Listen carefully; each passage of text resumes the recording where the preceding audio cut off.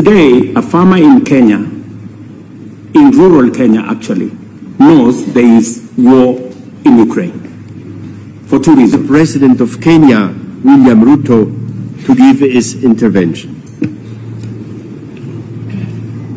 The President of Switzerland, the President Zelensky of Ukraine, Madam Vice President of the United States, heads of states, ladies and gentlemen.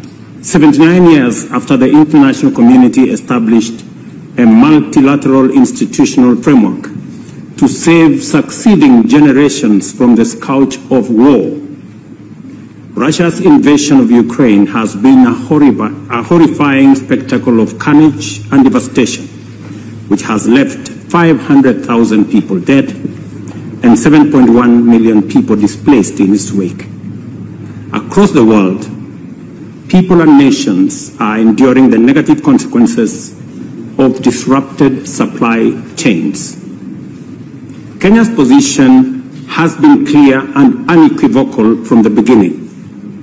Russia's aggression against Ukraine is unlawful, unjust, and a violation of the fundamental principles of international law, which honor the sovereign equality of nations, upholds their territorial integrity, and advocates the peaceful resolution of all disagreements.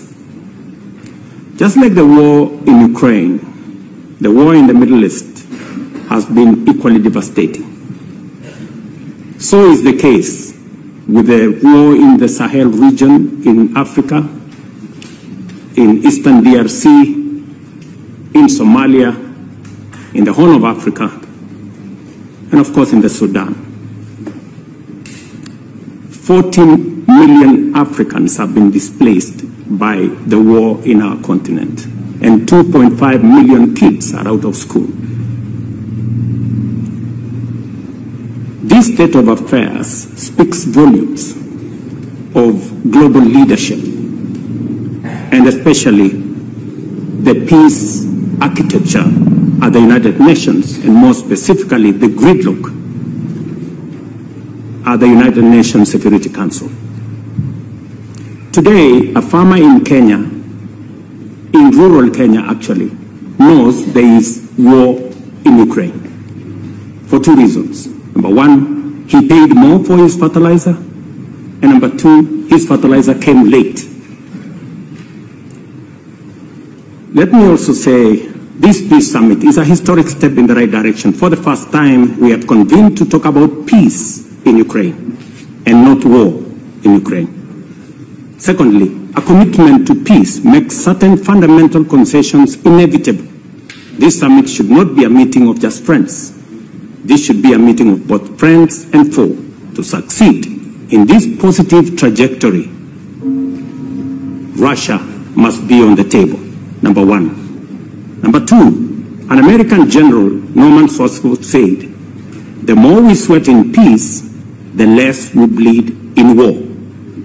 It is time for leaders of the world to talk about peace, negotiate peace, work hard to build peace, and configure a global strategic framework that integrates peace as the sole means and end of human endeavor. Finally, we have gathered here and we are reminded by the Indian statesman Mahatma Gandhi, who said that an eye for an eye will make humanity blind. Just as Russia's invasion of Ukraine was unlawful and unacceptable, the unilateral appropriation of Russia's assets is equally unlawful, unacceptable, and a derogation from the UN Charter, especially for those of us who believe in freedom, justice, and democracy, and the rule of law. As we embark on this journey to resolve conflict in Ukraine and throughout the world, it's time for parties to the war in Ukraine to demonstrate good faith, abandon intransigent attitudes, and soften their positions. I thank you. Thank you.